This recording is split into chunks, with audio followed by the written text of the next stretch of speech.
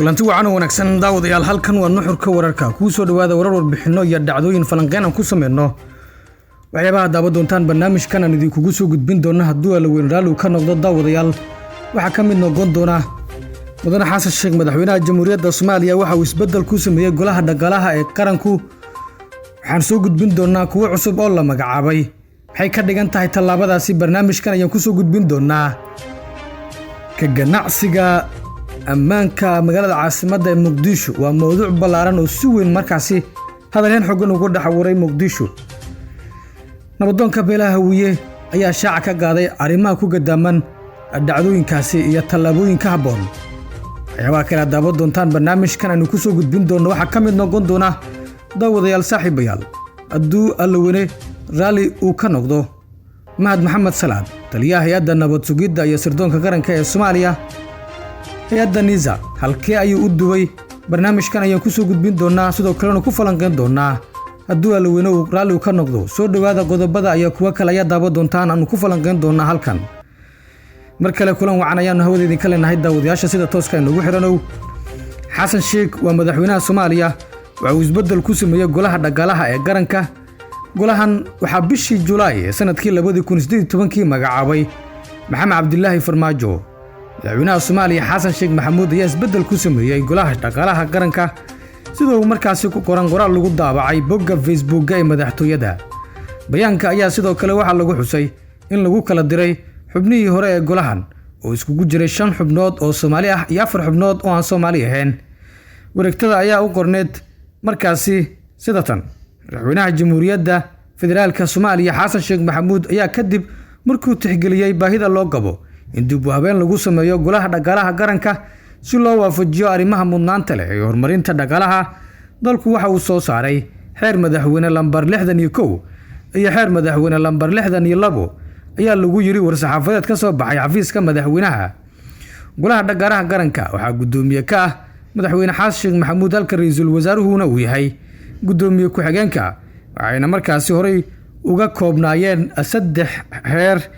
yada oo hadda lagu soo koobay 2 xeer sida lagu yiri qoraalka Villa Soomaaliya kuwaasi oo kala ah kow heerka jangoynta siyaasadda iyo go'aamada dhaqaale ee masiiriga ah oo aan waxba laga bedelin kaas oo ay xubno ka yihiin madaxweynaha ra'iisul wasaaraha guddi hoosaadka dhaqaalaha ee golaha wasiirada gudoomiyaha bangiga dhexe iyo madaxda dawladaha xubnaha ka dawladda federaalka marka loo baahdo go'aanka gaarista qodobo saameynaya heerka labaad waa heerka la talinta iyo xoghaynta oo markaasi kooban ama ka kooban 9 xubnood oo la taliyaal ah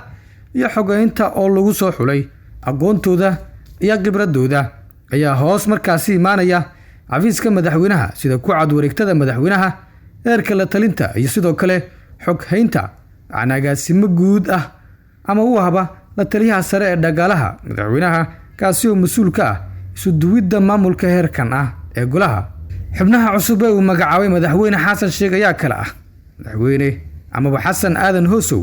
la taliyaha sare ee madaxweynaha anaagaasimaha guud Cabdilaahi Cali Cabdi xubin Kamaaluddin Axmed Sheekh xubin Adam Xuseen Roble xubin Nimco Maxamuud Sahal xubin iyo sidoo kale Maluuka Dheere Sheekh Cabdulqaadir oo xubin ah Mahad Maxamed Sheekh Xasan oo xubin ah Maxamed Cusmaan Maxamuud oo xubin ah iyo Cabdisalaam Cabdiraxmaan Maxamed oo isna xubin ah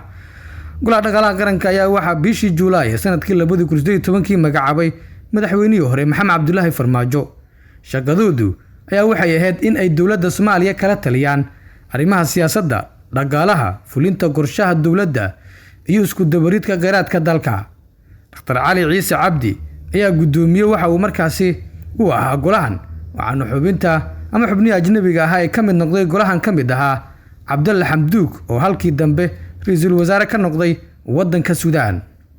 waxaan eegi doonaa markan amniga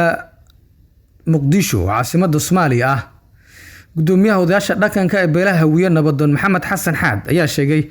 in amniga Muqdisho laga shaqeysto ee dalka magaaladan ku nool aan la sugin amnigooda Xaad wuxuu sheegay in Muqdisho sidaan aysan amni ku noqon doonin maadaama uusan mas'uuliyad gaar ah lahayn cid gaar ahna aan lagu eedeyn karinin wixii dhaca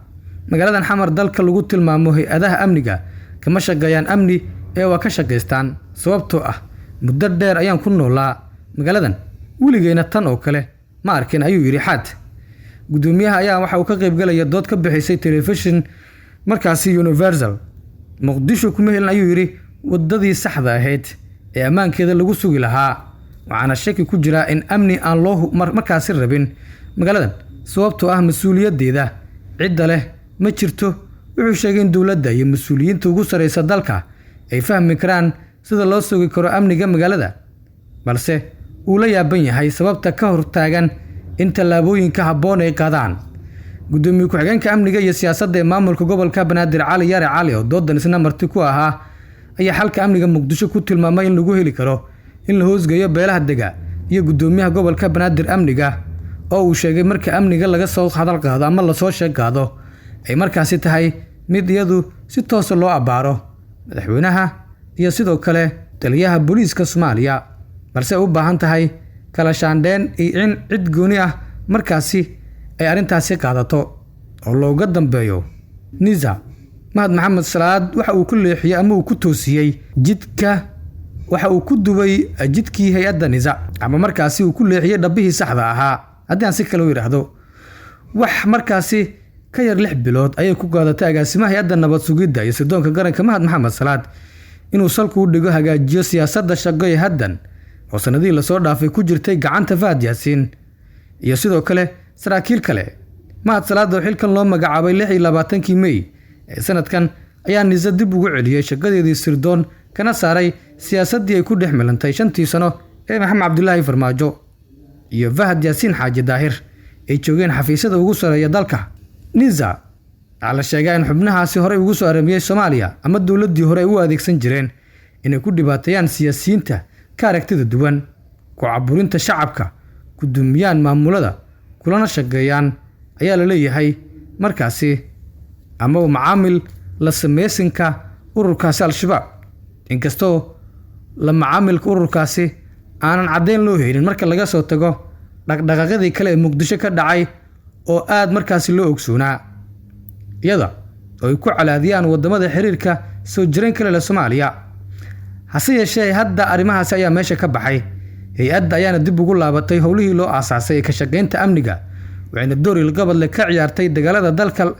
ka socda ee ka dhanka kooxda xiriirka la Al-Qaacida ee Al-Shabaab.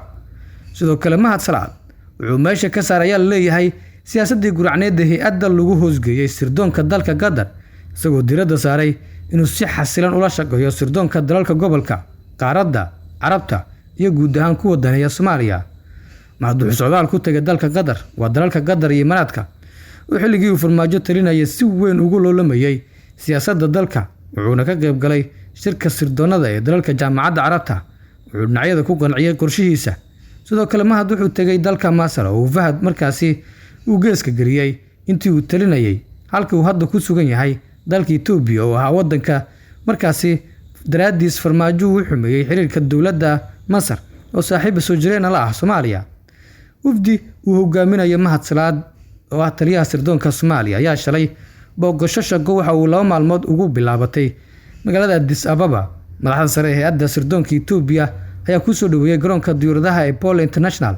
Wuxuu wada tashiye kula yeelan doonaa madaxda hay'adda sirdoonka iyo nabad sugidda dalkaasi dhinacyada isdhaafsiga xogaha si looga hortago qataraha Al-Shabaab, tayeenta iyo howlgallada wadajirka ah ee lagu xaqiijinayo nabadda iyo sidoo kale amniga gobolka. Dhawaan ayay ahayd markii ay caasimadda Soomaaliya Muqdisho ay booqasho ku yimaadeen wafdi ka socday hay'adda sirdoonka iyo nabad sugidda Itoobiya, wasaaradda arrimaha dibadda Itoobiya, ciidamada difaaca iyo wasaaradda markaasi caafimaadka.